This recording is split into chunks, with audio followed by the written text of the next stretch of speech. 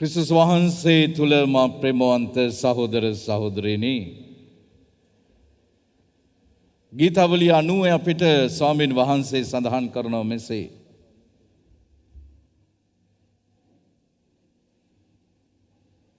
ගීතාවලිය 90 10 වෙනි වගන්තිය, අප ආයුෂ අවුරුදු 70කි, සවිශක්තිය ඇතනම් 80ක් විය හැකිය. Your span is 70 years and 84 those who are strong, says the Lord. ඉතින් අද දවසේදී මම විශේෂාකාරයෙන් දෙවි මහෞතුමයන් වහන්සේට ස්තුති කියනවා, ප්‍රශංසා කරනවා. අද දවසේදී මේ කුරුස දහන මෙහෙය මම කැප කරනු ලබනවා.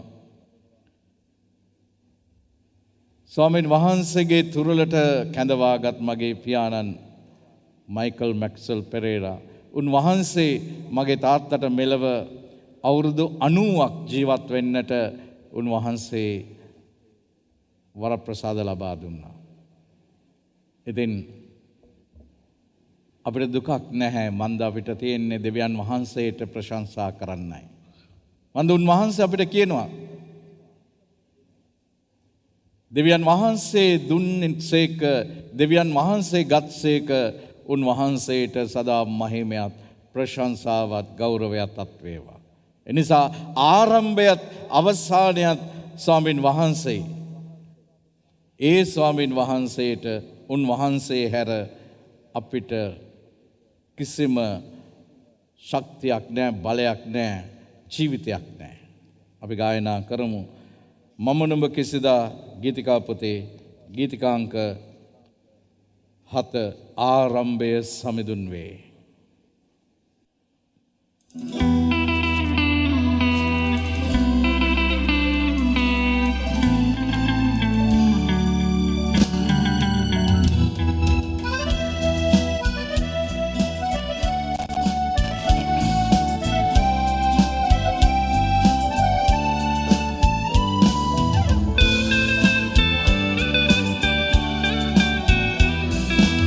ආරම්භය සමිඳුන් වේ, අවසානය සමිඳුන් වේ.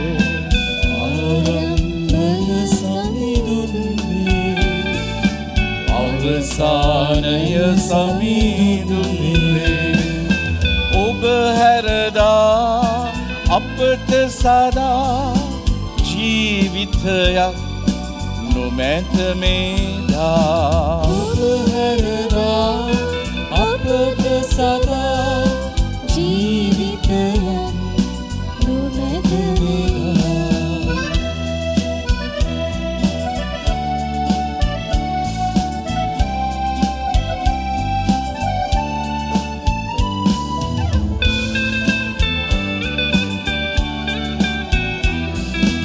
අපේ සවිය සමිඳුන් වේ, අපේ ගමන සමිඳුන් වේ. අපේ සවිය සමිඳුන් වේ, අපේ ගමන සමිඳුන් වේ. ඔබ හැරදා අපට සදා ජීවිතයක් නොමැත මේදා. ඔබ හැරදා අපට සදා ජීවිතයක් නොමැත මේදා. අපේ ශක්තිය ස්වාමීන් වහන්සේ, අපේ බලය ස්වාමීන් වහන්සේ. උන්වහන්සේට ස්තුති වේවා, ප්‍රශංසා වේවා.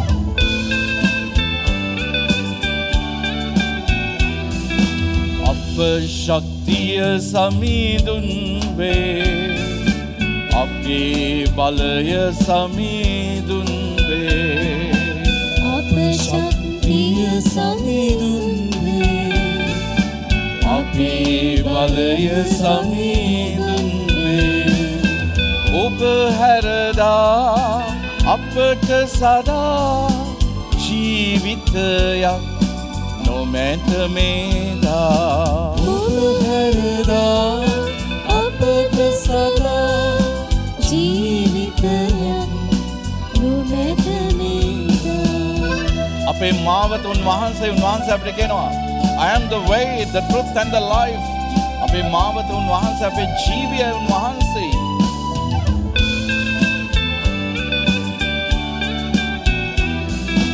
අප මාවත සමිඳුන් වේ, අප ජීවය සමිඳුන් වේ. අප මාවත සමිඳුන් වේ, අප ජීවය සමිඳුන් වේ. ඔබ හැරදා අපට සදා ජීවිතයක් නොමැත මේදා. ඔබ හැරදා අපට සදා ජීවිතයක් නොමැත මේදා. ජීවිතයක් නොමැත මේදා. ජීවිතයක් නොමැත මේදා. Praise the Lord. Praise the Lord. ප්‍රශංසා වේ. ප්‍රශංසා වේ. මහිමය වේවා. මහිමය වේවා. මහිමය වේවා. මා ස්වාමීන් වහන්සේට ස්තුති කියනවා. දහස් වාරයක් ස්තුති කියනවා. මාව මෙලවට බිහි කළ, ඇති දැඩි කළ, ආදරෙන් නැති දැඩි කර මගේ අම්මා තාත්තා දැන් මේ දෙදෙනාම ස්වර්ගයේ සිට මට පිහිට වෙනවා. ඒක මට විශ්වාසයි. විශේෂයෙන් අම්මගේ ජීවිතෙන් ඒ යාඥාව, විශ්වාසය, ඒ වගේම තාත්තගේ ජීවිතෙන් ඒ මගේ ජීවිතේ හැඩගහපු හැටි, මට ජීවිතේ හැම දෙයක්ම කියලා දුන්න හැටි මට කියලා නිම කරගන්නට බෑ. එහෙම තාත්තා කෙනෙක්ගේ පුතෙක් වීමට ලැබීම ලොකු භාග්‍යයක්. මුළු ජීවිත කාලෙම එකම එක වතාවයි ගුටියක් කාලා තියෙන්නේ තාත්තගේ. කවදාවත් ගහන්නේ නැහැ. ආදරෙන් කියලා දෙනවා. ඉතින් ස්වාමීන් වහන්සේ වෙතට මගේ තාත්තව කැඳවා ගත්ත ස්වාමීන් වහන්සේ මේ මාසේ 21 වෙනි දින. ඉතින් ඊයේ දවසේ ඒ අවසන් කටයුතු සියල්ලක්ම ඉතාමත් හොඳින් කර ගැනීමට පුළුවන්කම ලැබුණා. ඒ අවසන් කටයුතු සියල්ල අවසන් වෙලා අක්කා පුංචි කතාවක් කියනවා. අක්කා කියනවා පවුලේ සියලු දෙනාටම අපේ අම්මගෙත් ඒ වගේම තාත්තගෙත් මේ අවසන් කටයුතු මල්ශාලාවේ වියහිදම් පවා ඒ හැම දෙයක්ම කිසිම කෙනෙක් දරන්නට අවශ්‍ය නැහැ. ඒ සියල්ලටමත් ඒ වගේම එතනින් පසුව දෙන දාන ධර්ම මේ සියල්ලටමත් අවශ්‍ය මුදල් ප්‍රමාණය තාත්තා ඉතුරු කරලා ගිහිල්ලා තියෙන්නේ. දරුවෝ එක්කෙනෙකුටවත් බරක් නොවන විදිහට. ඉතින් මං හිතන්නේ එහෙම තාත්තා කෙනෙක් වෙනුවෙන් අපිට දුක් වෙන්නට අයිතියක් නැහැ. තියෙන දෙවියන් වහන්සේට ප්‍රශංසා කරන්නටයි. දෙවියන් වහන්සේට කොච්චර ප්‍රශංසා කළත් මදි. මන්ද උන්වහන්සේ අවුරුදු 90ක් දැන් බයිබලයේ ගීතාවලියේ 90 සඳහන් කෙරුවා. ඔබේ ආයුෂ අවුරුදු 70ක්, ඔබ නිරෝගී නම් අවුරුදු 80ක්. නමුත් අවුරුදු 90ක් ජීවත් වෙන්නට වරප්‍රසාද ලබා දුන්නා. ඉතින් අවසාන කාල පරිච්ඡේදයේ ඩිමෙන්සියා කියන රෝගී තත්වයෙන් තමයි ඉඳලා තාත්තා මියදුනේ. ඉතින් දෙවියන් වහන්සේට ස්තුති කියනවා. මට ආදර අක්කා කෙනෙක් මේ තාත්තව අවුරුදු 8ක් තිස්සේ පුංචිම පුංචි දුකක්වත් දෙන්නේ නැතුව තාත්තව බලාගත්තා. ඔය අවුරුදු 8ටම එකම දවසකවත් පැම්පස් එකක් අන්දලා තියලා නැහැ. ඒවා ඔක්කොම ලස්සනට පිළිවෙලට කළා. ඉතින් මම ස්තුතිවන්ත වෙනවා අක්කටත්. ඉතින් මේ හැම කෙනෙක්ම මේ සියල්ල දෙවියන් වහන්සේගෙන් ලැබුණු වරප්‍රසාදයි. ඉතින් උන්වහන්සේට කියන්නට තියෙන්නේ උන්වහන්සේ දුන්නු මේ හැම දීමනාවකටම සෑම වරප්‍රසාදයකටම ඔබ වහන්සේට ස්තුතියි. ඔබ වහන්සේට ස්තුතියි. තාත්තේ අම්මේ ස්වර්ගයේ සිට දැන් අපට පිහිටවන්න මට විශ්වාසයි. ඒ අම්මා තාත්තා දෙන්නම ස්වර්ගයේ සිටින බව. එසේනම් අපි ඒ සියල්ල සමරලා අපි උන්වහන්සේට ස්තුති කියමු, අපි ප්‍රශංසා කරමු. අපි මගේ අසරණ මොහොතේ මං උන්වහන්සේට මොර ගැහුවා. මා තනි වුණ මොහොතේ මං උන්වහන්සේට මොර ගැහුවා. උන්වහන්සේ පිළිසරණ වුණා, උන්වහන්සේ පිහිට වුණා. උන්වහන්සේට කියන්නට තියෙන්නේ ස්තුති ප්‍රශංසා වේවා.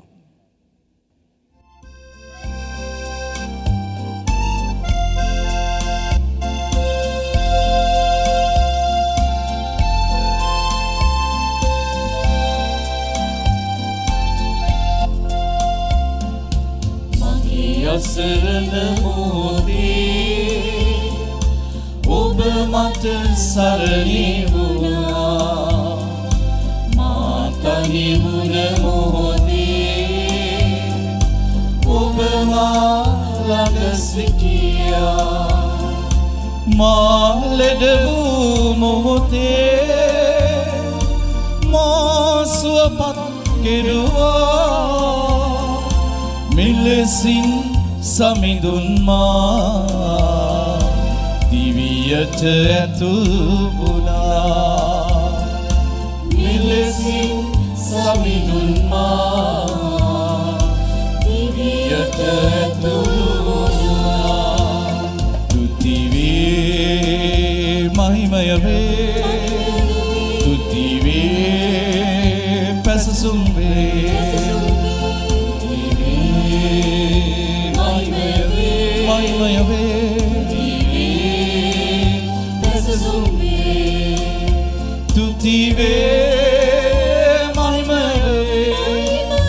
තුති වේ පැසසුම් වේ. තුති වේ මහිමය වේ, තුති වේ පැසසුම් වේ.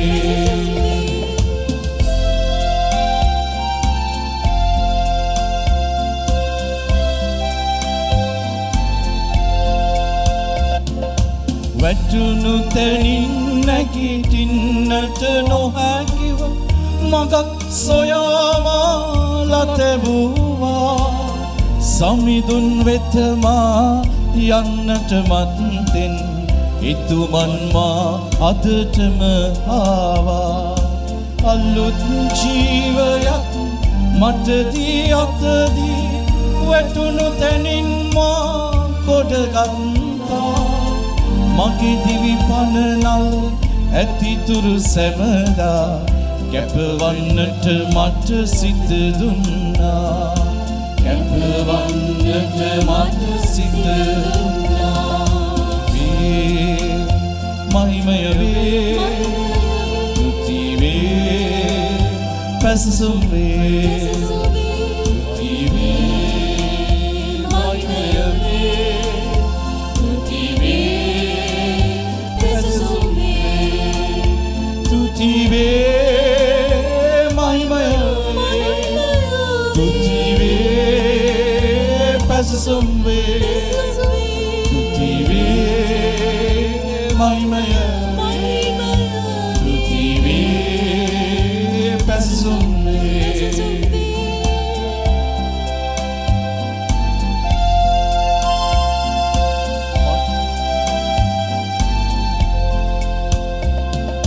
මට කොල නොහැකි මට සිතෙනාගේ සමිඳුන් තුල මට හැකි වූවා. ගමන කටුක බව මසිතට දැනුණත් සමිඳුන් මට මාවත වූවා. විඩාබර හදට සුවයක් ලබනට මගේ හද සමිඳුන් වෙත ආවා. දිවස ප්‍රසාදයේ සමිඳුන් මට යලි ජීවය දී ගොඩ ගත්තා. යලි ජීවය දී ගොඩ ගත්තා. මගේ අසරණ මොහොතේ ඔබ මට සරණි වුණා. මා තනි වුණ මොහොතේ ඔබ මා ළඟ සිටියා. මා ලෙඩ වූ මොහොතේ කෙරුවා මිලෙසින් සමිඳුන්මා දිවියට ඇතුල් වුණා මිලෙසින් සමිඳුන්මා දිවියට ඇතුල් වුණා දිවේ මහිමය වේ තුති වේ පැසසුම් වේ තුති වේ මහිමය වේ තුති වේ පැසසුම් වේ තුති වේ මහිමය වේ තුති වේ පැසසුම් වේ තුති වේ මහිමය තුති වේ පැසසුම් Praise the Lord. Praise the Lord. Praise the Lord. Praise the Lord. Hallelujah. Hallelujah. Hallelujah. Hallelujah. ප්‍රශංසා ප්‍රශංසා වේවා. වේවා. මහිමය වේවා. මහිමය වේවා. ස්වාමීන් වහන්සේ ඔබ සමග වනසේක්වා. ඔබ සමගද වනසේක්වා. සුදු පේදුරුතුමා යවූ දෙවන හසුරෙන් කොටසක්. දේව කැඳවීම හා තෝරා ගනු ලැබීම. උන්වහන්සේ ස්වකීය දිව්‍ය බලයෙන් ජීවිතයට හා භක්තිවන්තකමට අදාළ වන සියලු දේ අපට දී ඇත. එසේ දී ඇත්තේ තමන් වහන්සේගේ මහිමයට හා යහපත්කමට පංගුකාරයන් වීමට අප කැඳවාගත් තැනන් වහන්සේ දැනගැනීම කරන කොටගෙන. මෙසේ උන්වහන්සේ ඊතා අගනා අති උතුම් පොරොන්දු අපිට දානය කර ඇත.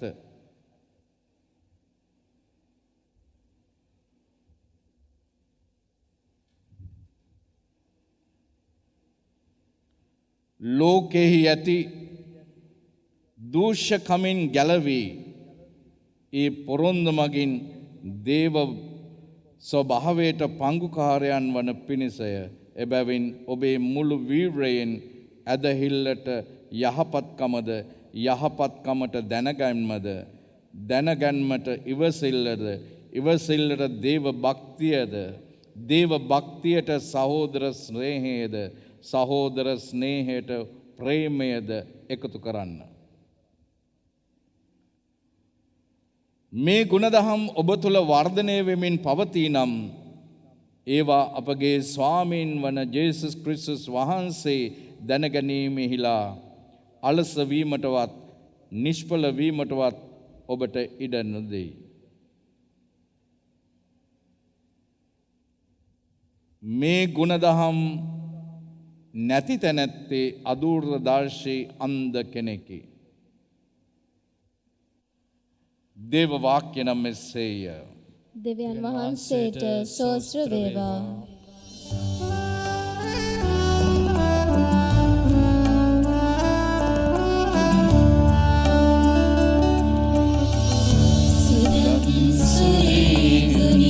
ස්පර්ශ කරන මුවටනැගෙන සෑම වදන සිතට නැගෙන සෑම සිතුවිලි සුදා බලයෙන් ඉරිකිරේවා සුදත් සත්වර ඔබ කිරිවේවා ඔබට ආසේ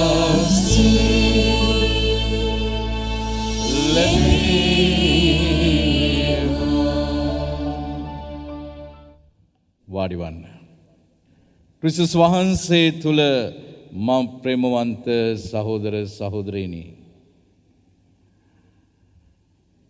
ස්වාමීන් වහන්සේ අපිට මට පුංචි අනාවරණයක් දුන්නා. මම අද මේ මෙහෙය මම තාත්තා වෙනුවෙන් කැප කරද්දී මං කිව්වා ඔබ වහන්සේ මට මේ තාත්තගේ ජීවිතයට අදාළ වෙන වචනයක් දෙන්නයි කියලා. තාත්තගේ ජීවිතයට අදාළ වෙන දේව වචනයක් දෙන්නයි කියලා. ඉතින් මම බයිබලයේ පෙරලපුවම මම බයිබලයේ පෙරලලා ඇඟිල්ල තියපුවාම හරියටම මම ඇඟිල්ල තියලා තිබුණේ පේදුරුතුමා යවූ දෙවන හසුනේ පළවෙනි පරිච්ඡේදයේ 3 ඉඳලා. එතන තියෙන්නේ දේව කැඳවීම හා තෝරා ගනු ලැබීම. යහපත් පෞල් ජීවිතයක් කියලා කියන්නේ දේව කැඳවීමක්. මන්ද ඒ කැඳවීම තුලින් තමයි අනිත් හැම කැඳවීමක්ම එන්නේ. යහපත් පෞල් ජීවිතය. දැන් බලන්න මෙතනදී බොහොම ලස්සනට කියනවා උන්වහන්සේ ස්වකීය දිව්‍ය බලයෙන් ජීවිතයට භක්තිවන්තකමට අදාළ වන සියලු යහපත් දේ අපට දී ඇත. ඉතින් මේ එකින් එක මෙනෙහි කරද්දී මේ හැම ගුණාංගයක්ම මම දැක්කා මගේ තාත්තගේ ජීවිතය තුළ. මොකද්ද? ඇදහිල්ලට යහපත්කමද, යහපත්කමට දැනගැනීමද, දැනගැන්මට ආත්ම දමනයද, ආත්ම දමනයට ඉවසිල්ලද, ඉවසිල්ලට දේව භක්තියද, දේව භක්තියට සහෝදර ස්නේහයද, සහෝදර ස්නේහයට ප්‍රේමයද එකතු කරන්න.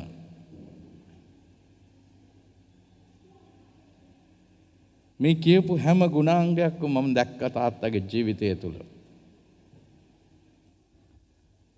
හරිම සරල ජීවිතයක් ගත කරපු කෙනෙක්. අවුරුදු 80 වෙනකම් පාපැදියෙන් ගමන් කළේ. එතකොට තාත්තා මල්ලි ළඟ කඳානේ හිටියේ, අම්මා හිටියේ අක්කා ළඟ මීගමේ. සතියේට දවස් 3ක් යනවා කඳානේ ඉඳලා මීගමුවට බයිසිකල් එක පැදගෙන මේ අම්මව බලන්න. මම බැරි වෙලාවත් සඳුදා ගෙදර ගියේ නැත්තම් අඟහරුවාදා මෙන්න තාත්තා ඇවිල්ලා ඇති මාව බලන්න. අන්තිමේදී හදිසි අනතුරකට මුහුණ දීලා මහා ප්‍රාතිහාර්යාත්මක ලෙස බේරිලා අපි සම්පූර්ණයෙන්ම නතර කළා මේ බයිසිකල් පැදීම. ඒක අපි කරපු ලොකු අනුවණ ක්‍රියාවක්. මොකද එතනින් පස්සේ තමයි යා ලෙඩ වෙන්න ගත්තේ, මතක ශක්තිය ටික ටික නැති වෙලා යන්න පටන් ගත්තා.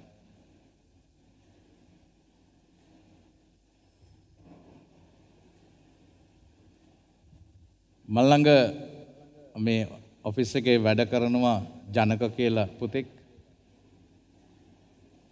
ඔහු මට මේ ළඟදී බෙදාගත්තා. ෆාදර්ගේ තාත්තා හරි පුදුම කෙනෙක්, හරිම සරල කෙනෙක්. මන් දන්නේ මේ තාත්තා කියලා දවසක් මෙහෙට ආපු අලුත බයිසිකල් එකකින් වයසක අංකල් කෙනෙක් ආවා. ඇවිල්ලා මගෙන් ඇහුවා පුතේ ෆාදර් ඉන්නවද කියලා.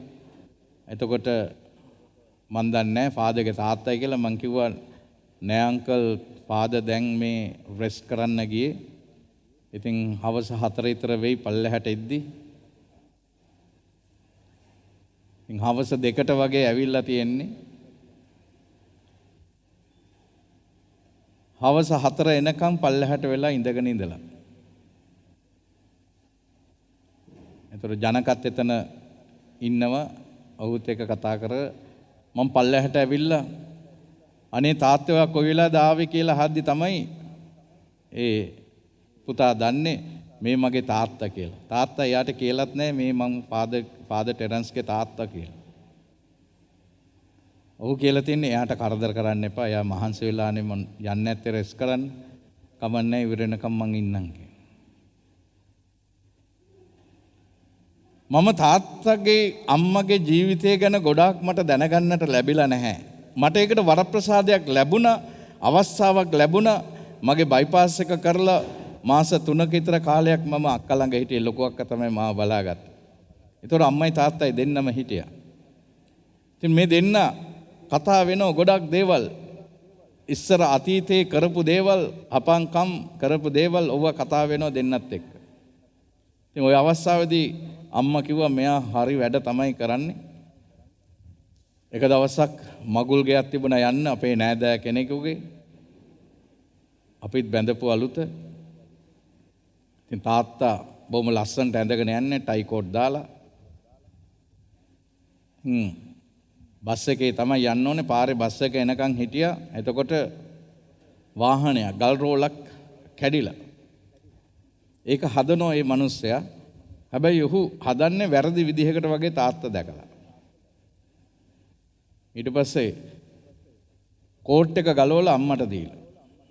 කෝට් එක ගලවලා අම්මට දීලා අත් දෙකත් නමාගෙන මෙයා ගිහිල්ලා මේ මජන් නාගෙන මේ දැන් මෙන්න මේක හදනවා.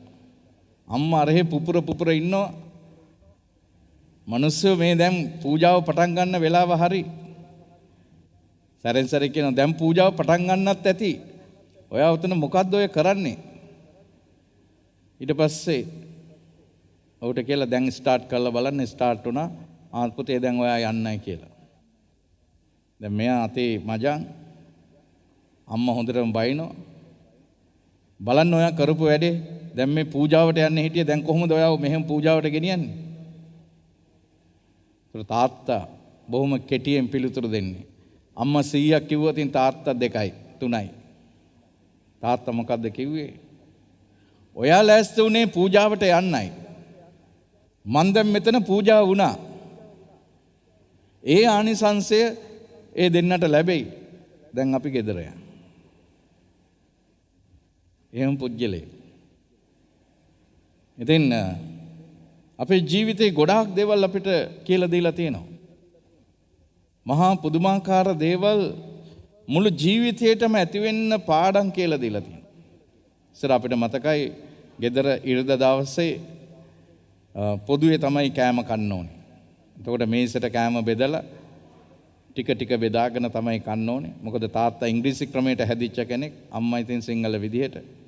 අම්මා අපිට ඉතින් සීගිරි කඳු තමයි බෙදලා දෙන්නේ. තාත්තා කැමති නෑ. අපිට බෙදලා දීලා ඒ පිළිවෙලට තමයි කන්නත් ඕනේ. ගොඩාක් බෙදා ගන්නත් බෑ එකපාර. බෙදාගත්තොත් ඒ ඔක්කොම කන්නත් ඕනේ. තවමත් ඒ පුරුද්ද මට තියෙනවා. කොච්චර කෑම තිබුණත් මං ගන්න අර අවශ්‍ය ප්‍රමාණය තමයි. ඉස්සර පුංචි කාලේ එතකොට මං හිතන්නේ 7 වෙනි පන්ති 6 වෙනි 5 වෙනි 6 වෙනි පන්ති වල වගේ. මම ලියන විදිහ දැකලා තාත්තා මට ඉගෙනුවා ලියන විදිහ. පෑනක් තියෙනවද? අතේ. දෙන්න. ඉතින් මේ මම සාමාන්‍යයෙන් ලියද්දී පොත චක්‍රය වගේ කැරකෙනවා. හතර වටේම කරකෝ ලියන්නේ ඉතින්. ලියලා ඉවර වෙද්දී මේක කැරකිලා ඉවරයි ඔක්කොම. අත හරවන්නේ නැහැ පොතයි හරවන්නේ. ඕක දැක්ක තාත්තා. අනිත් එක තමයි මම මේ ඇඟිලි ඔක්කොම මේකලා තද කරගෙන ලියන්නේ. ගොඩක් වෙලාවට පැන්සලේ තුඩ කැඩෙනවා. ඒ තදින් ලියලා. අන්තිමට කොලේ හරවලා බලපුවම බ්‍රේල් මැෂින් එකකින් වගේ. ඊට පස්සේ තාත්තා අරගෙන ඉගෙනුවා කොහොමද පැන්සල අල්ලන්නේ පෑන අල්ලන්නේ. ඉස්සර සියල් පෑන් තිබුණා. ඒකෙන් ලියද්දි තුඩ මෙහෙම යනවා. මට කිව්වා පුතේ ඔයා ওই විදිහට ලියන්න ගියොතින් ඔයාට බැරි වෙලාවත් ඔයා ලොකු විභාගයක් එහෙම කෙරුවොතින් ඔයාට කවදාවත් ඔයාගේ වෙලාවට ඕක ලියලා ඉවරයක් කරගන්න බැරි වෙනවා. මොකද විභාගයකදී ඒක කැල්කියුලේට් වෙන්නේ ගණින්නේ මිලි සෙකන්ඩ්ස් වලින්. මම අහුවා මොනවද මේ මිලි සෙකන්ඩ්ස් කියන්නේ කියලා. ඒතර කිව්වා තප්පරෙත් 60කට බෙදලා කියලා. ඊට පස්සේ මට කිව්වා මෙන්න මේ විදිහට පෑන අල්ලන්න, පැන්සල අල්ලන්න. මැද ඇඟිල්ලෙන් මේ විදිහට තියාගන්න. දැන් මේ ඇඟිලි දෙක මේව කරගන්න. දැන් මේ විදිහට ලියන්න. ඒතර මුළු අතම මේ කරකෝ ලියන්න ඕනේ නැහැ, පොත් කරකවන්න ඕනෙත් නැහැ. මෙච්චරයි. මට මතකයි මම විශ්වවිද්‍යාලේ පැය 3ට ඒ දෙන පොත් වලින් පිටු 32ක් ලියපු අවස්ථාවල් තියෙනවා පැය 3ට. මං තාත්තව මතක් කර තමයි ඒ දේවල් ලිව්වේ. මොකද ඒ දුන්නු හැඩගැස්වීම අපිට. හැඩගැස්වීම. මං කිව්වනේ අර එකම දවසයි මං ගුටි කාලා තියෙන්නේ කියලා. ඒ ගුටි කාලා තියෙන්නෙත් ওই නත්තල් කාලෙට ඉතින් එක එක දේවල් කරන ඕනේ ළමයි. ඉතින් දවසක් තාත්තා දැන් වැඩ ඇරලා ඇවිල්ලා ටෙරන්ස් මේන්න කියලා කිව්වා. මට කතා කරපු ස්වරයෙන්ම තේරුණා මොකක් හරි ලොකු වෙනසක් තියෙනවායි කියලා. ඊට පස්සේ මම ආපුවම මට කිව්වා අර ඉස්සරහ තියෙන ගහෙන් හොඳ ඉපලක් කඩාගෙන එන්නයි කියලා. ඒතර මං හිතුවා මේ ඒකේ ලස්සනට අර වල්ලපට්ට ගහක් වගේ හොඳට ගිහිල්ලා තියෙන්නේ. ඒකෙන් මං කඩාගෙන ආවා. මං හිතුවා මොනවා හරි නත්තල් සැරසිල්ලක් කරන්න වෙන්නේ නැති කියලා. ඊපස්සේ මට කිව්වා ඕකේ කොළ ටික ගලවන්නයි කිව්වා. මං බාගෙට වගේ කොළ ටික ගලවලා තිබුණේ. නෑ ඔක්කොම ගලවන්නයි කිව්වා. මම ඔක්කොම ටිකක් ගැලෙව්වා. ඔක්කොම ටික ගලවලා අතර දුන්නා විතරයි මෙන්න මට ගහගෙන ගියා. අම්මත් ඇවිල්ලා ඇහුවා අද මේ මිනිස්සයාට මොන යකෙක් වැහිලාද මේ නිකන් ඉන්න දරුවට ගහගෙන යන්නේ. මාත් කිව්වා ඒක නෙන්න මේ බලන්න අද මෙයාට වෙලා තියෙන දේ. ඊට පස්සේ මගෙන් ඇහුවා ඔයා අද ලොකු වරදක් කළා. මොකද්ද කරපු වරද? මං කිව්වා මං කිසිම වරදක් කරුවේ නැහැ. නෑ ඔයා වරදක් කළා. ඔයා හවස කොහෙද ගිහිල්ලා හිටියේ? මං කිව්වා මම කැට ගහන තැන හිටියා. අන්න ඒකයි මං ඔයාට ගැහැව්වේ. ඉතින් මං සෙල්ලම් කරුවේ නෑනේ. නෑ. ඔයා අද සෙල්ලම් කරන්නේ නෑ. ඔයා බලාගෙන හිටපු විදිහට මට තේරුණා ඔයා අනිවාර්යයෙන්ම ඔයා ළඟ සල්ලි නැත්තම් ගෙදරින් හරි සල්ලි හොරකම් කරලා හරි ඔයා යයි. අන්න ඒ නිසායි මං ඔයාට ගැහැව්වේ. ඔච්චර තමයි ජීවිතේ පළවෙනි වතාවටත් අවසාන වතාවටත් ගුටියක් කෑවේ.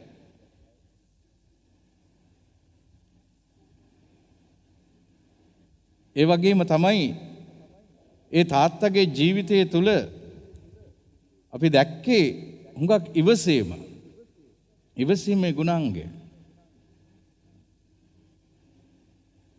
සමහරට බොහොම ටිකයි කතා කරන්නේ. හැබැයි ඒ කියන දේ අවුරුදු ගාණක් හිතන්නට පුළුවන්. මට මතකයි එක දවසක් දැන් ගෙදර ඉරිදා දැන් කෑම කදලා එදා කුකුල් මස්. ඒ දවස්වල කුකුල් මස් වෙන කියන්නේ ඉතින් හරි ජයයි. එතකොට ඒ කාලේ බ්‍රොයිලර්ස්ලා නැහනේ. ඉතින් එදා ඉතින් කෑම බෙදලා තිබුණා මේසෙට බෙදලා තිබුණේ. මං ඉතින් රබර් රැහ දාගෙන හිටියේ ඔක්කොම ඩිස් එක දිහා. පළමුවෙන්ම මං තමයි බෙදාගත්තේ. බෙදාගෙන මං හොඳම කෑලි ටික දාගත්තා. දාගෙන මම ඔක්කොටම ඉස්සලා කන්න ලෑස්තුනේ. තාත්තා කිව්වා හෝ මින්න. ඔක්කොමලා බෙදා ගන්නකන් ඉන්න. බෙදා ගන්නකන් ඉඳලා ඊට පස්සේ යාඥා කරලා ආයෙ කන්න යද්දි මට කිව්වා ඔහොම ඉන්න කන්න එපා කිව්වා. මම බැලුවා මොකද්ද මේ කරන්නේ මෙයා මේ තියෙන මට කන්න දෙන්නෙත් නෑ මේ කියලා බැන වගේ හිටියේ. ඊට පස්සේ මට කිව්වා දැන් ඔයාගේ පිඟාන ලොකු අක්කට දෙන්න. දැන් පවුලේ 8 දෙනෙක් නේ. ඒ දවස්වල එතකොට 6 දෙනෙක් විතර වගේ. පොඩි කට්ටිය නෑ. දැන් ඔයාගේ පිඟාන අක්කට දෙන්නයි. මම දැක්ක අක්කා බෙදාගෙන තිබුණේ තටු කෑල්ලක්ද කොහෙද? මං කිව්වා මම මොකටද මේ අක්කට දෙන්නේ? මන්නේ බෙදාගත්තේ. ටෙරන්ස් මන් දෙපාරක් කියන්නේ නැහැ නේ ඔයාට. අක්කට දෙන්නේ. මං ඉතින් ඊට පස්සේ පිඟාන දුන්නේ. ගන්නවා කියලා දුන්නේ. ඊට පස්සේ කිව්වා ඔහොමද දෙන්නේ? හරියට දෙන්න. දැන් මට අඬනවා මටත් ඉතින් දැන් තද වෙලා දැන්. මං ඉතින් ගන්න කියලා දුන්නේ.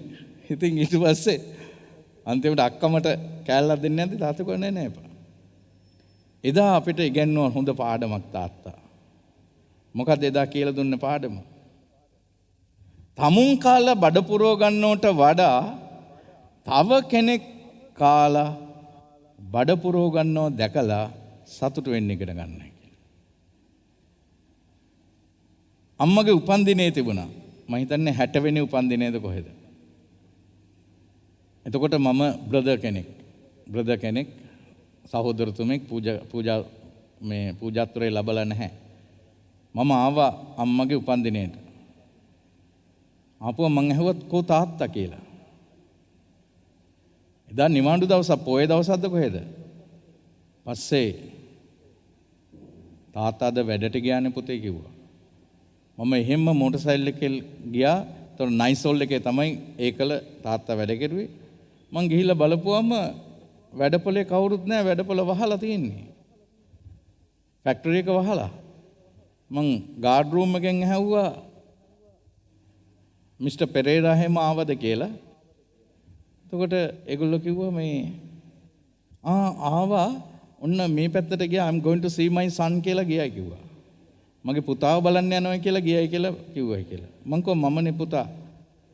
නෑ දැන් ගොඩක් වෙලා ගිහිල්ලා. ඊපස්සේ බැලුවා ඔහෙ නෑ. මං අහපුව ඉල්ල ඇහුවා නෑනේ තාත්තා සමහරට අර බොයිලර් පැත්තේ බලන්න ගිහිල්ලා කියලා. මං ගියාම එන විශාල බොයිලරුවක්. එයා බොයිලර් ඉංජිනේර කෙනෙක් තාත්තා. වෘත්තියෙන් සර ටිම්බර් කෝපරේෂන් එකේ වැඩ කරුවේ. මම යනකොට මෙයා අර බොයිලරුව අස්සට ගිහිල්ලා ඒකේ වැඩක් කරනවා. මට හිතා ගන්න බැරි වුණා මේ පුංචි කවුලුවක් තියෙන්නේ මේ වාතාශ්‍රය යන්න. මං කෑ ගැහුවා එතනින්ලා මෙතනින්ලා මේ පල්ලිය කෙරවලට වෙනකන් ඈත වගේ ඉන්නේ ඇස්සේ. මං තාත්තේ කියලා කෑ ගැහුවා. හරි පුතා ඉන්න මං තව චුට්ටයි මේක වැඩේ ඉවරෙච්ච ගමන් එනවා මං කිව්වා. මං කිව්වා අම්මගේ මේ බර්ත්ඩේ එක ඉක්මනට එන්න ඕය. මෙයා එළියට එනවා කලු කුමාරයෙක් වගේ. එතනම මම වොෂරූම් එකට ගෙනියලා නාවගෙන අරගෙන ගියේ. එතකොට මට කියනවා නෑ පුතේ මම වැඩ බාරගත්තා. දැන් හෙට මේකේ වැඩ පටන් ගන්න ඕනේ. මට එදා ඉවර කරන්න බැරි වුණා. ඉතින් ඒක නිසා මං ආවේ මේ වැඩේ ඉවර කරලා මේක ස්ටාර්ට් කරන්න තියෙනවා හෙට. ඒක නිසායි ඒක කරන්න. ඉතින් මේ ඩියුටි කොන්ෂස්නස් යම් කිසි වැඩක් තමුන් බාරගත්තොත් ඒ දේ උපරිමයෙන්ම කරන්න. ඒ වගේම ඉතින් මට අවස්ථාව ලැබුණා මේ තාත්තයි අම්මගේ ජීවිතේ ගැඹුරින් අධ්‍යයනය කරන්න. මම අසනීප වෙලා අක්කලා ගෙදර හිටපු දවසේ. ඒ මාස 3ක් විතර කාලේ මේගොල්ලෝ පාන්දර අවදි වෙනවා. පාන්දර 4:04 ඒ පුරුද්ද තමයි දැන් මටත් තියෙන්නේ. පාන්දර නැගිටිනව දෙන්නත් එක්ක. දවසක් තාත්තා මට කියනවා මේ අම්මා පොතක් අතින් අල්ලන්නේ නැහැ. ඉතින් එයා ළඟ තාත්තා ළඟ යාඥා පොත් තොගයක් තියෙනවා. ඊට පස්සේ අම්මා කිව්වා මට පොත් ඕනේ නැහැ මම කටපාඩමින් යාඥා කරන්නේ. ඔයාට කටපාඩමින් දන්නේ නැති හින්දා තමයි ඔයා පොත් අරගෙන කියවන්නේ. හැබැයි මේ දෙන්නගේ ආදරය මම දැක්ක පුදුමාකාර ආදරයක්. ඒ නිසා තමයි සතපුම් ගණනාවක් ගෙවාගෙන සතියට දවස් 3ක් පාපැදියෙන් කඳානේ ඉඳලා මිගමුවට ගිහිල්ලා ඉන්නේ. ඉතින් එහෙව් තාත්තා කෙනෙක්ගේ ජීවිතයට පුතෙකුට උපහාරයක් දෙන්නට බැරි නම් පූජක පුතෙක් හැටියට වචනයක් කියන්නට බැරි නම් ඒ පුතාගෙන් වැඩක් නැහැ. ඉතින් තාත්තේ ඔබෙන් ගත්තු දේවල් කියන්න ගියොත් පැය ගාණක් කියන්නට පුළුවන්. ඒ සියල්ලටම වැඩිය මම දැකපු දේ තමයි ඔබෙන් ඉගෙන ගත්ත දේ තමයි දිව්‍ය පූජාව. ඉරුදින දිව්‍ය පූජාව කවදාවත් වරද්දන්නේ නැහැ. ඒ ඉරුදින දිව්‍ය පූජාවට සහභාගී වෙන්න. හැමදාම උදේ පාන්දර නැගිටලා සපත්තු මේස් දාගෙන තමයි යන්නේ. අපිට කියන්නේ සන්ඩේ බෙස්ට් කියලා. සපත්තු දෙකක් දාන්න නැතුව ගෙදරින් එළියට බහින්නේ. ටයි එකේ ගැටේ මට උගන්වුවා ගැට 4-5ක්. මම ගොඩක් අවස්ථාවලදී ඒක උගන්වලා තියෙනවා. එක දවසක් මගුල් ගෙදරකට මම ගියා. මට ආරාධනා කරුවා උදේ ආහාරයටත් එක්කම එන්නයි කියලා. මම ගියා යාඥා කරන්න. යද්දි කට්ටිය ටයි ටික අතේ තියාගෙන ඉන්නේ. එක්කෙනෙක්වත් දන්නේ නැහැ එතන ඉන්න අය ටයි ගැටේ දාන්න. ඊපස්සේ මම පේලියට ඉඳලා ඔක්කොටම ගැටේ දැම්මා. එතකොට ඒගොල්ලෝ ඇහුවා මගෙන් ඔයා ෆාදර් කෙනෙක් නේ ඕගොල්ලෝ ටයි දාන්නේ නැහනේ. කොහෙන්ද මේ ගැටේ කියන්නේ? මං කිව්වා මට තාත්තයි කියන්නේ. දරුවෙක්ව අපි කියනවා දරුවෙක්ගේ පුංචි කාලේ behavior modification කියලා. මනෝවිද්‍යාවේ කියනවා. අන්න ඒ කාර්යය කරන්නට ඕනේ තාත්තා කෙනෙක් තමයි. ඒ අවශ්‍ය දේ අර කියනෝනේ කතාවක් නියපොත්තෙන් කඩන්න තියෙන දේ පොරවෙන් කපනකම් ඉන්න එපා කියලා. ඒ වගේ තමයි අපේ තාත්තා දැක්කනම් යම් කිසි දෙයක් ඒ වෙලාවෙම අපිව කරෙක්ට් කළා. ඒ අවශ්‍ය දේ අවශ්‍ය මොහොතේදී අවශ්‍ය දේ දුන්නා. ඉතින් අදත් අපි පූජකෙක් හැටියට අපේ ජීවිතේ කෙලින් තියාගෙන ගමන් කරන්නට මේ වගේ දුන්නේ ඒ ආදර අම්මගේ තාත්තගෙන ලැබිච්ච ශක්තියයි. මට මතක් වෙනවා මේ වෙලාවේ පුංචි කතාවක්. එක කාන්තාරයක අතරමං වෙච්ච මිනිස්සෙක් හිටියා. ඔහු යනවා ക്ഷേම භූමියක් හොයාගෙන. ඔහුට හම්බුන්නේ නැහැ තැනක්. අවසානයේ ඔහු දකිනවා ඈත ගස් කොළන් තියෙන තැනක්. එතනට ගියාම එතන තියෙනවා අතහැරලා දාපු කරාමයක්, ටියුබ් වෙල් එකක්. ඔය එක ගාලා බලන කරාස් ගානවා සද්ද ඇහෙන්නේ. අය උඩට වතුර එන්නේ. ටිකක් එහාට යද්දි ලොකු භාජනයක් දැක්කා. ඒක දූවිලි ටික එහාට මෙහාට කරපුවාම ඒක තිබුණේ fill it before you leave කියලා. ඔබ යන්නට මත්තෙන් මේ පුරවා යන්න කියලා. ඔව් මොකද කරන්නේ? ඒක කට ඇරපුවාම හොඳ පිරිසිදු වතුර ඒකේ තියෙන්නේ. ඔව් කල්පනා කරුවා මම මේක බීලා හොඳට ඇඟපත හොදගත්තා නම් හරි. එතකොට ඔහු කල්පනා කරුවා එහෙම කෙරුවොත් කොහොමද මම මේක පුරවලා යන්නේ? ඊට පස්සේ ඔහු ඒ වතුර ටික දැම්ම කරාමෙට. ටික දාලා ගැහුවා ඒත් එන්නේ. අන්තිමට ඔක්කොම ටික දාලා ගහද්දී ඉස්සෙල්ලා මඩ වතුර ආවා. ඊට පස්සේ හොඳ වතුර ආවා. ඔහු බීලා ඇඟපත හොදගෙන ඔක්කොමත් කරලා. හැබැයි අර ගහලා තිබුණා fill it before you leave. ඔබ යන්නට මත්තෙන් පුරවා යන්න. අවසානයේ ඔහු හොඳට බීලා ඒක පුරවලා ගල් කටයක් අරගෙන යටින් ගැහුවා. Yes, it is very true. ඒක සැබෑම සත්‍යයක්. මටගේ තාත්තගේ ජීවිතය ගැන කියන්න තියෙන එකයි. ඔහු යන්නට මත්තෙන් පුරවලා ගිහිල්ලා තියෙන්නේ. අම්මගේ මරණය සිදු වුණේ 2013.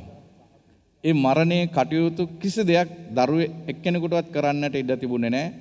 ඒකට තාත්තා මුදල් වෙන් කරලා තිබිලා තියෙනවා. මේ අවසාන කටයුතු ඔක්කොම සිදු වෙලා ඉවරනට පස්සේ ලොකු අක්කා කිව්වා සහෝදරයෝ 8ක් ඉන්නවා.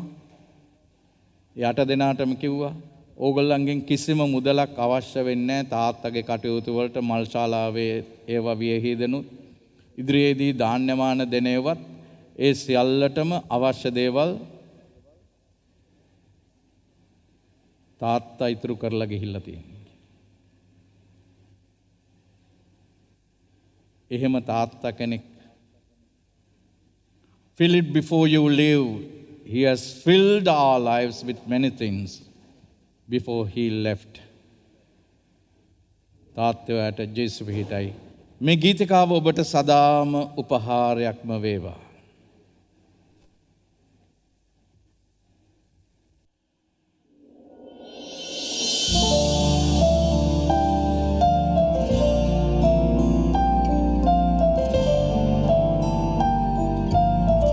පුංචි කාලේ ඉඳලා අපි වාදරෙන් නැති දැඩි කරලා ඒ දහබිදු වැගුරුවේ ඔබයි ඔබ ජීවිතය නැති කරගෙන අපිට ජීවිතය දුන්නා. ඔබේ ලස්සන තරුණ ජීවිතයේ තරුණකම අපට දීලා ඔබ මහලු වුණා. ඔබේ ශක්තිය අපිට දීලා ඔබ රෝගී වුණා. තාත්තේ ඔබට සදා ස්තුතියි.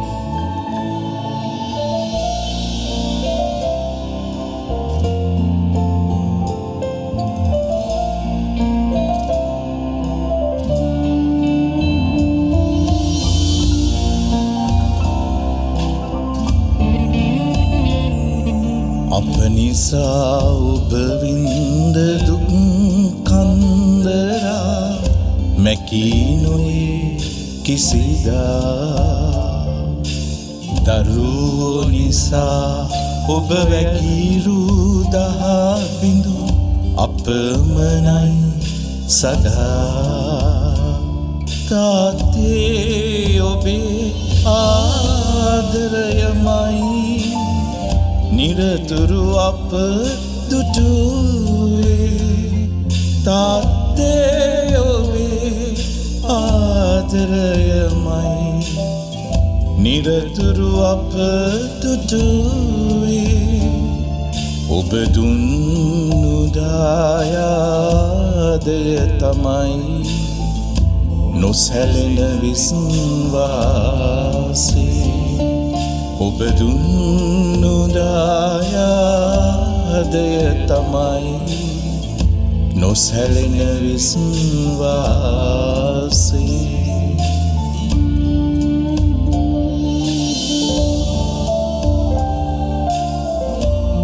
ඒ ඔබෙන් ගත්ත ගුණ දහම් අපි ජීවත් කරවන්නන් තාත්තේ. දරුවන්ගේ දරුවන් අට ආදර සනේ පැවේ ඔබයි එක ලෙස සැමට හද උතුරන පියසනේ උදේ පාන්දර අවදිවී ඔබ දෙවිඳුන් නමදින්නේ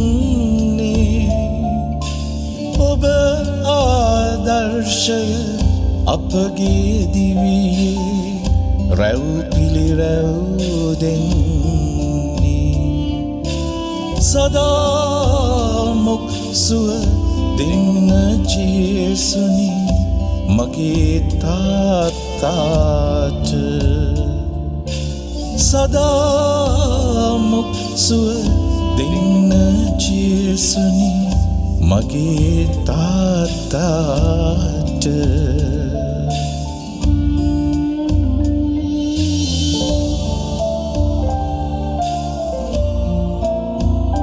දෙවිඳුන් තුරුලේ ඉඳගෙන අපට පිහිට වෙන්න තාත්තේ. ලෙඩදුක් බොහෝ හංගායිඳන් දරුවන්ට නොපෙනෙනසේ සිනහාව මුවගට සරසා සැමවිට ඔබ අප සැනසුවේ අපට දුකක් නොමදී සැමවිට ඒ සැම ඔබ ගත්තේ සැමට වඩා දරු පවුලට නිරතුරු ඔබ මුල් තැන දුන්නේ සදාමොක් සුව දෙන්න ජේසුනි මගේ තාත්තාට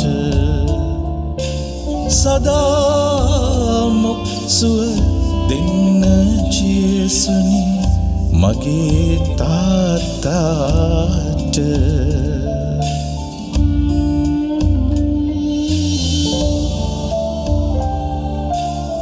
ආදරම්මේ තාත්තේ ඔබ දැන් සුරලෝකේ දෙවියන් තුරුලේ ඉන්නේ අපට පිහිටවන්නම් දහසක් සිහිවටන අපටදී ඔබ දැන් දෙවිඳු තුරුලේ ඉඳන් නොකඩවා යදින බව දැනෙනවා අපට තාත්තේ ඔබ දුන්නු දායාදය අරන් ඇදහිල්ල තුල ඉන්නම් සදාමොක් සුව ත්‍රිඑක දෙවිඳුනි දෙන්න ආදර තාත්තට සදාමොක් සුව දෙන්න දෙවිඳුනි මගේ ආදර අම්මට සදාමොක් සුව දෙන්න ජේසුනි මගේ ආදර තාත්තට අප නිසා ඔබ වින්ද දුක් කන්දරා මැකී නොයේ කිසිදා දරුවෝ නිසා ඔබ වැකිරු දහබිඳු අපමණයි සදා තාත්තේ ඔබේ ආදරයමයි නිරතුරු අප දුටුවේ තාත්තේ ඔබේ ආදරයමයි නිරතුරු අප දුටුවේ ඔබ දුන්නු දායාදය තමයි නොසැලෙන විශ්වාසය ඔබ දුන්නු දායාදය තමයි නොසැලෙන විශ්වාසී.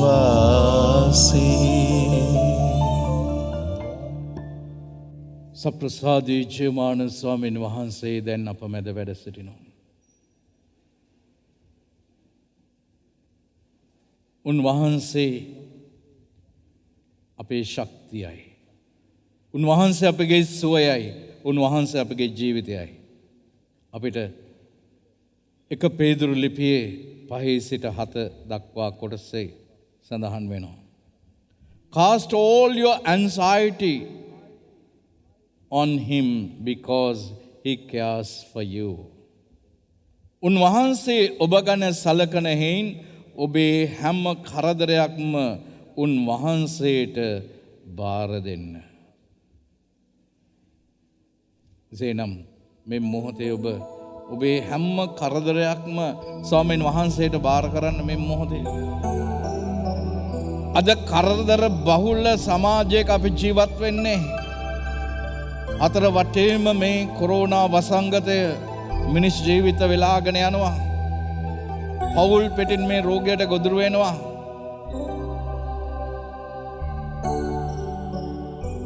අන්ත අසරණ වෙලා රැකී රක්ෂාවක් කරගන්නට බැහැ. ව්‍යාපාර බංකොලොත් වෙලා අඩපණ වෙලා දරුවන්ගේ අධ්‍යාපනය අවුරුදු 2ක් තිස්සේ අඩපණ වෙලා දරුවන්ගේ ડિප්‍රෙෂන් ආතතින් මේ දිනවල දුරකථනයෙන් ගොඩාක් මම එවැනි දරුවන්ට අතදීමක් කරනවා. පවුල්වල ප්‍රශ්න වැඩි වෙලා අරගල වැඩි වෙලා මේ ප්‍රශ්නය නිසා ඉතින් ස්වාමීන් වහන්සේ අපිට කියනවා මේ දෙය.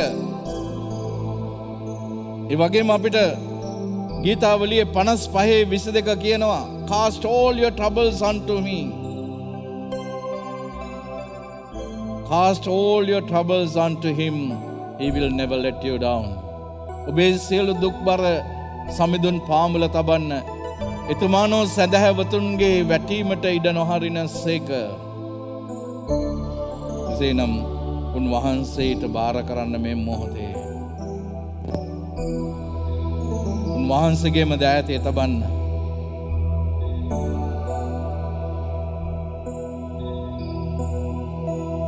උන්වහන්සේ ඔබට පිහිට වනවා. උන්වහන්සේ ඔබ ගැන සලකනවා. උන්වහන්සේ ඔබව අතහරින්නේ නැහැ.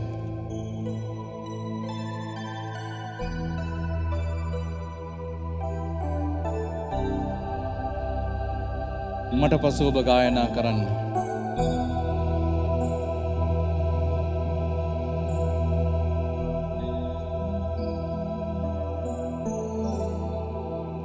ඔබගේ සියලුම දුක් කරදර සැම සමිඳුන් හට දෙන්න. සමිඳානෝබ පිළිසරණය වී පිහිටට එන සේක. ඔබගේ සියලුම දුක් කරදර සැම සමිඳුට පුද දෙන්න. සමිඳානෝබ වැටීමට කිසිදා ඉඩ නොහරින සේක. උන්වහන්සේ කවදාවත් ඔබට ඇද වැටෙන්නට ඉඩ දෙන්නේ නැහැ.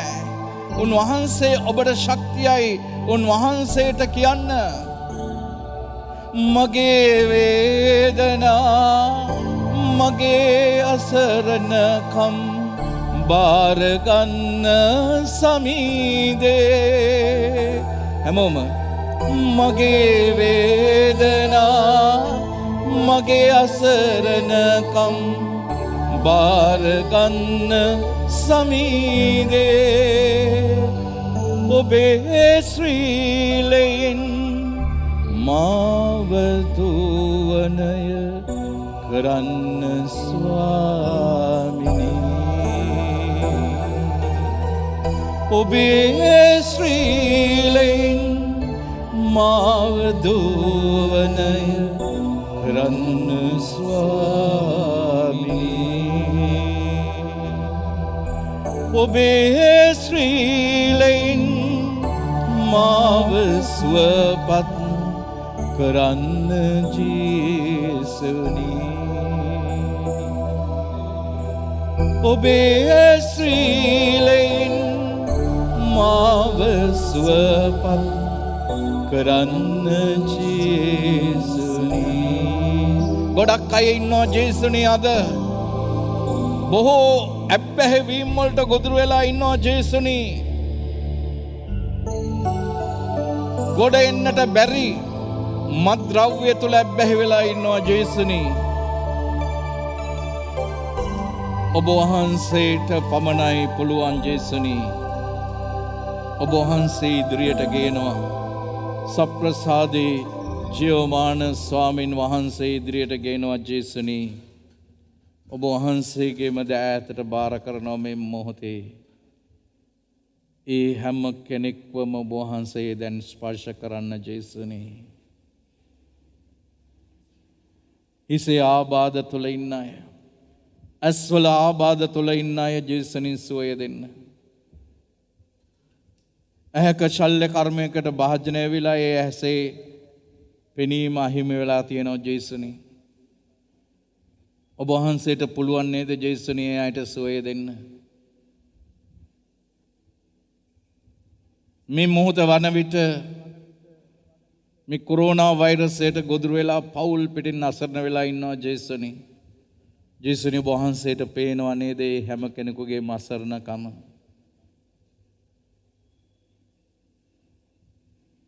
ශල්‍ය කර්මයන්ට භාජනය වීමට හුඟක් අය පෝලිං වල ඉන්නවා, දැන් ලිස්ට් එකේ ඉන්නවා. බයයි රෝහලකට ඇතුළු වෙන්නට. එවැනි ශල්‍ය කර්මයකට පාදයක ශල්‍ය කර්මයකට භාජනය වෙච්ච තාත්තා කෙනෙක් ඔබ වහන්සේ සුව කරනවා නේද ජේසුනි? ඔබ වහන්සේ හැර අපි කාට කියන්නද ජේසුනි? ඔබ වහන්සේ අපිට සුවය දෙන්නේ නැත්නම් අපිට සුවයක් කොයින්ද ජේසුනි? ඔබ වහන්සේ හෙළු ශ්‍රීලයෙන් සුව කරන්න ජේසුනි. ජේසුනි ජේසුනි සුව කරන්න මා. හැමෝම කියන්න ජේසුනි ජේසුනි සුව කරන්න මා. හිසේ ආබාධ තුල ඇස්වල ආබාධ, අපේ මහන්සි තත්වයන්ගෙන් පෙළෙන අය, දියවැඩියා රෝගීන්, ආතරයිටිස් රෝගීන්, වෙරිකෝස් වෙන්ස් අසනීපෙන් පෙළෙන අය, වකුගඩු වල ආබාධ තුල ඉන්න අය, පපුවේ මහන්සි වලින් පෙළෙන අය ජේසුනි ඔබ වහන්සේට පේනවා නේද? ඔබ වහන්සේ අය ආශිර්වාද කරනවා නේද ජේසුනි? විදේශ රටවල හුඟක් අය ඉන්නවා ජේසුනි, රැකී රක්ෂාවල් නැමැතිව, වීසා බලපත්‍ර අකාමන් නැතිව, තමුන් රස්සාව කරපු තැන පඩිය හම්බ වෙලා නැහැ ජේසුනි අයට. ඔබ වහන්සේට ඒගොල්ලන්ගේ දුක තේරෙනවා නේද ජේසුනි? ඒ අයගේ අසරණකම තේරෙනවා නේද? ඔබ වහන්සේ ආශිර්වාද කරන්න ජේසුනි. ඔබ වහන්සේ සුව කරන්න ජේසුනි. හිසේ ආබාධ තුල ඇස්වල ආබාධ, පපුවේ මහන්සි තත්වයන්ගෙන් පෙළෙන අය, දියවැඩියා රෝගීන්, ආතරයිටිස්, වෙරිකෝස් වෙන්ස්, ગેස්ට්‍රයිටිස්, සෙලුලයිටිස් වැනි රෝග වලින් පීඩා විඳින අය, ශරීරයේ විවිධ ස්ථානයන්හි පිළිකාවන් හටගෙන තිබෙන අය, පිළිකාවක් නැතයි වෛද්‍යවරු සැක පහල කර තිබෙන අය ඔබ වහන්සේට බාර කරනවා ජේසුනි මේ මොහොතේ. ඒ වගේම වෙරිකෝස් වෙන්ස්, ગેස්ට්‍රයිටිස්, සෙලුලයිටිස්, සෙමෙන් මනස වැඩෙන දරුවන්, කතා ශක්තිය නොමැති දරුවන්, ඕටිසම් තත්ත්වයේ සිටින දරුවන්, විවිධ ආබාධ වලට ගොදුරු වෙලා සිටින දරුවන්, සිටින පවුල් ගොඩක් අසරණ වෙලා ඉන්න ජේසුනි ඔබ වහන්සේට පේනවා නේද? පාදවල ආබාධ තුල ඉන්න අය, හුඟක් අය, විදේශ රටවල ගොඩාක් අය, ඒ අය කියනවා අපිට පඩිපෙල් කිහිපයක්ම නැගගෙන යන්නට තියෙනවා. නමුත් අපිට කියලා බේතක් කරගන්නට යන්නට බෑ. ජේසුනේ ඔබ වහන්සේට තේරෙනවා නේද එයාගේ වේදනාව? ඔබ වහන්සේ සුව කරන්න. ජේසුනි ජේසුනි සුව කරන්න මා. ජේසුනි ජේසුනි සුව කරන්න මා. අපි උන්වහන්සේට බාර කරමු මේ මොහොතේ. අද අධ්‍යාපනය කරගන්නට හැකියාවක් නැතුව අසරණ වෙලා ඉන්නවා දරු පරම්පරාවක්ම. අවුරුදු 2ක් තාම ඉස්කෝලයක් දැක්කේ නැහැ ජේසුනේ දරුවෝ. ඒ දරුවෝ අන්ත අසරණයි ජේසුනේ. ඔබ වහන්සේ හැර මේ දුක කාට කියන්නද? ඔබ වහන්සේම අපිට කියන ඔබේ සියලු දුක් කරදර උන්වහන්සේගේ පාමුල තබන්නට කියලා. අපි මේ සියල්ල සප්‍රසාදී ජීවමාන ස්වාමිනී ඔබ වහන්සේ පාමුල තබනවා. ඔබ වහන්සේ අපිට සුවය දෙන්නේ. අපව ස්පර්ශ කරන්න. ඒ අමිල ශ්‍රී රුධීරය අපේ කර්ණිකා කෝෂිකා හරහා ගමන් කරමින් අපිට සුවය දෙන්න. සෙත් FM ගුවන් විදුලිය ඔස්සේ අපිත් එක්ක සම්බන්ධ වෙන හුඟක් අය. අන්තර්ජාලය ඔස්සේ බොහෝ අය YouTube තාක්ෂණය ඔස්සේ කතෝලික ජනතාව විතරක් නෙමෙයි බොහෝ අන්‍යාගමික අය ජේසුස් වහන්සේ කෙරෙහි විශ්වාස කරන්නට පටන් අරගෙන තියෙනවා. මේ ආශිර්වාද කරන මොහොතේ ඔවුන් ඒ වතුර ආශිර්වාද කරගෙන ඡායාරූප ආශිර්වාද කරගෙන ජේසුනේ ඔබ වහන්සේ මොවුන්ට සුවය දීලා තියෙනවා ජේසුනේ. ඒ සුවය දැන් දෙන්න ජේසුනේ. ඔබ වහන්සේ කෙරෙහි විශ්වාස කරනවා ජේසුනේ. අපි ඔබ වහන්සේගෙන් ප්‍රාතිහාර්යයක් ඉල්ලා සිටිනවා ශුද්ධ ස්වාමීනි.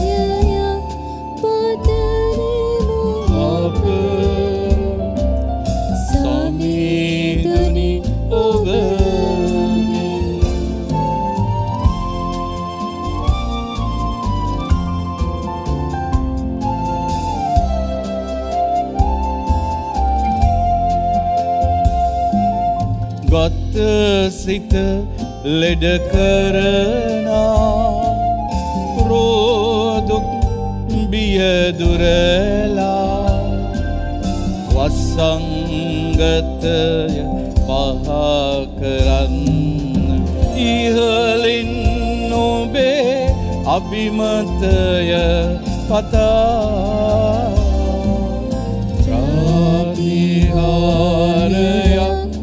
පතනෙමු අප සමීදුනි ඔබගෙන් ප්‍රාතිහාරයක් පතනෙමු අප සමීදුනි ඔබගෙන් සමීදුනි ඔබගෙන්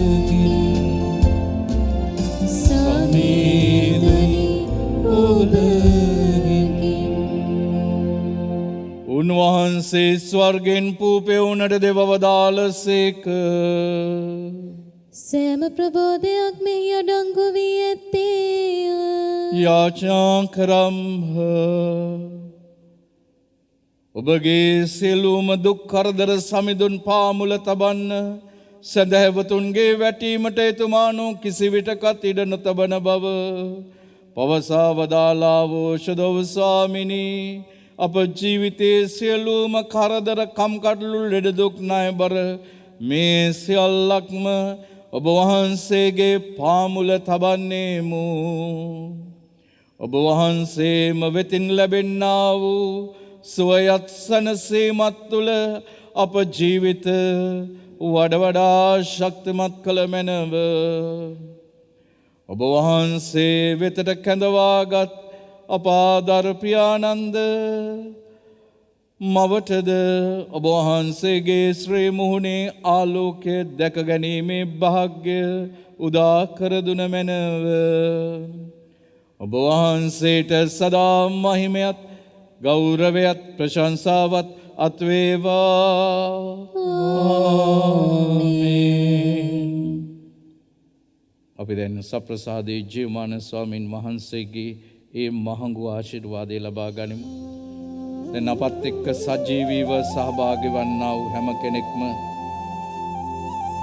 ඔබගේ නිවස්වල සැලසුම් ඡායාරූප ඔබට ආශිර්වාද කර ගැනීමට අවශ්‍ය සියලු දේ මේ මහඟු ආශිර්වාදයේ ලබන මොහොතේ උන්වහන්සේට බාර කරන්න. විශේෂයෙන්ම ඔබගේ පවුල්වල රෝගී තත්ත්වයෙන් සිටින අය, අසනීප තත්ත්වයෙන් සිටින අය උන්වහන්සේට බාර දෙන්න.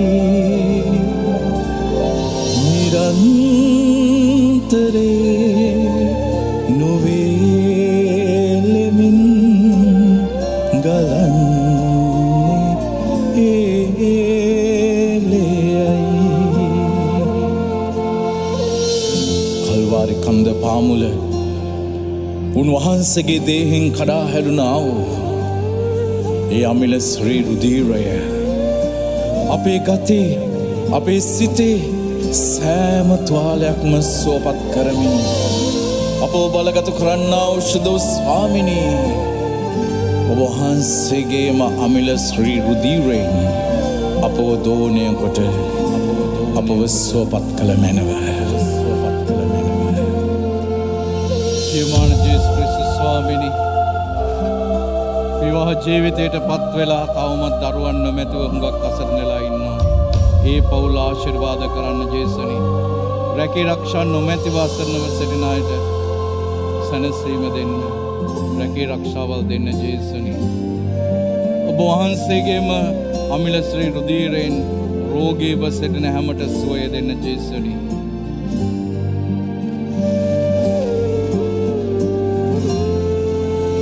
මගේ සිතේ තුවාලයන් සුව කරන්නේ ඒලෙයයි මගේ ගතේ තුවාලයන් සුව කරන්නේ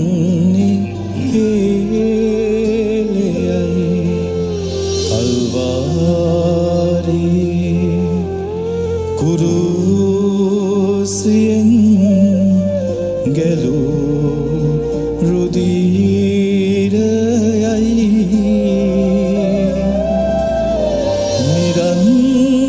නිරන්තරේ නොවේලමින් ගලන්නේ